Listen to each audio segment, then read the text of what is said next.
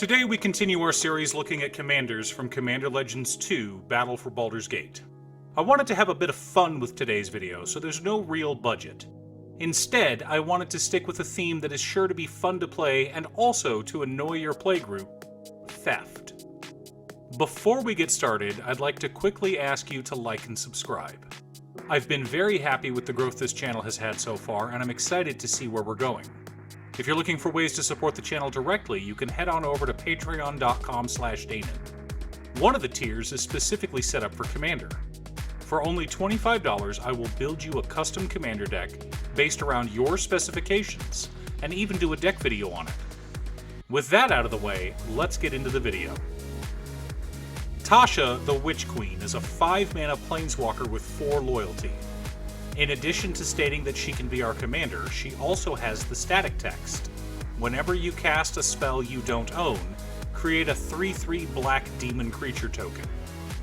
Her +1 ability draws us a card and also exiles 1 instant or sorcery from each of our opponent's graveyards. We then put page counters on those cards. Tasha's -3 downtick says we may cast a spell from among the cards in exile with page counters on them, without paying the mana cost. So what kind of deck do we want to build around Tasha? We could go mill, which would give us more cards to choose from when we +1 Tasha. But my brain was stuck on Tasha's static text. We make a 3/3 demon every time we cast a spell we don't own. So I decided to focus on a theft deck. We're not just casting instants and sorceries out of our opponent's graveyards. We're going to take everything from them: their hopes, their dreams, creatures, and artifacts. Now remember, Tasha's static text says cast, so it doesn't trigger when we gain control of a permanent. We have to cast the spell, so cards like Turgid, God of Fright, and Tevesh Szat, Doom of Fools won't work with our theme. We'll also need a lot of mana ramp to cast those spells. Fortunately, most theft cards say something along the lines of, you may spend mana as if it were any color to cast this spell, so colorless mana rocks will do the trick.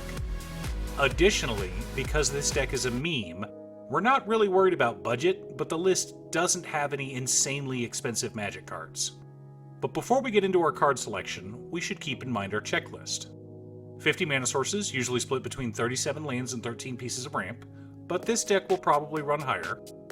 10 pieces of card advantage, 8 to 10 pieces of spot removal, 2 to 3 board wipes, 2 pieces of graveyard hate, 1 sudden I win card.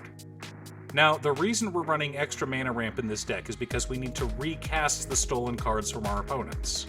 We have a few cards like Tasha that let us cast a spell without paying its mana cost, but those often require some kind of setup first. So let's start with our mana ramp. For mana rocks, we've got Soul Ring, Arcane Signet, Sky Diamond, Charcoal Diamond, Dimir Signet, Talisman of Dominance, Felwar Stone, Mind Stone, Thought Vessel, Midnight Clock, Worn Power Stone, Thrawn Dynamo, and an Everflowing Chalice. We also have a Wayfarer's Bauble and Expedition map to fetch lands, and Vol, Candlekeep Researcher, pairs nicely with our plan. For lands, we're running Command Tower, Exotic Orchard, Urborg Tomb of Yawgmoth, Cabal Coffers, Bajuka Bog, Watery Grave, Morphic Pool, Drowned Catacomb, Shipwreck Marsh, Ice Tunnel, Sunken Hollow, Temple of Deceit, Mistvault Bridge, Dimir Guildgate, Dismal Backwater, Myriad Landscape for additional ramp, Evolving Wilds and Terramorphic Expanse for mana fixing, 14 islands, and 5 swamps. Now, for theft.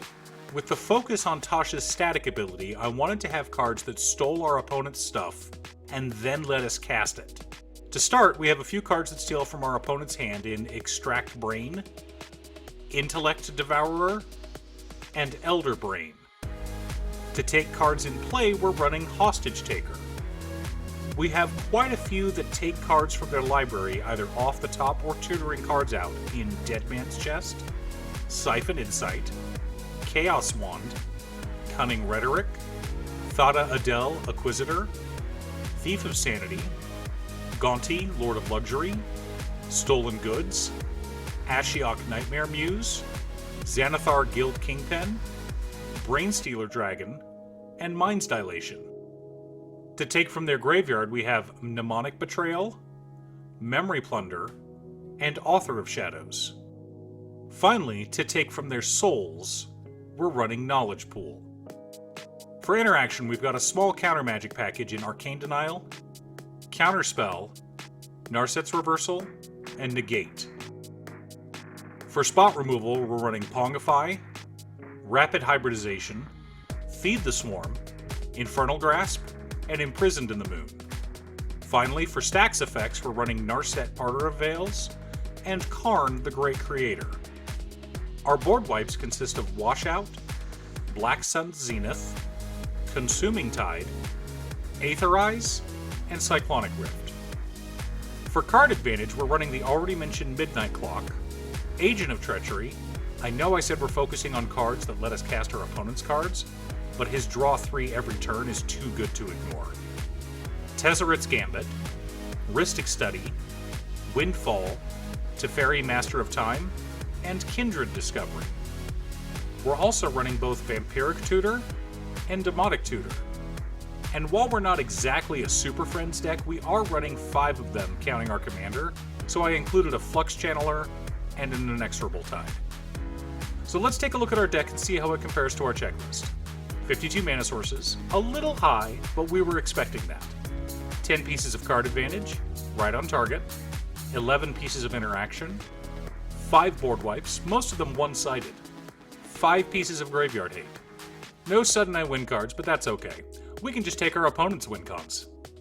So the deck checks all the boxes and is a ton of fun to play.